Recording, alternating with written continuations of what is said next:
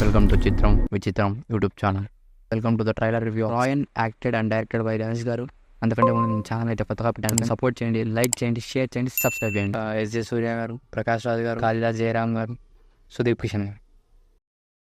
దీనిలో యాక్టర్, ఓ writer, director ఒక్కరే ధనుష్ గారు. 50th మూవీ ఇది. కాస్ట్ అయితే చాలా పెద్దగానే ఉంది. తర్వాత స్టోరీ కూడా చాలా బాగుంది. కొన్ని డైలాగులు అయితే చాలా బాగా రాస్తారు, చాలా బాగా అనిపిస్తాయి. కొన్ని డైలాగులు, విజువల్స్ కూడా అయితే చాలా బాగున్నాయి. కొన్ని చోట్ల అయితే ఇంకా చాలా బాగున్నాయి.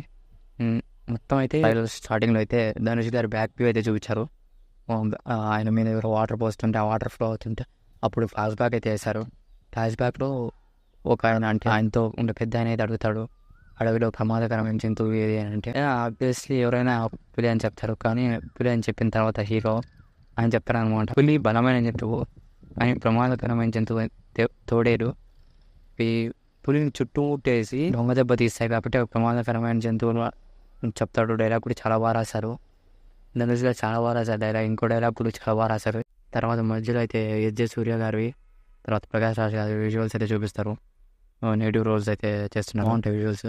స్టోరీ కూడా అయితే బాగానే ఉండేట్టుగా అనిపిస్తుంది నాకైతే.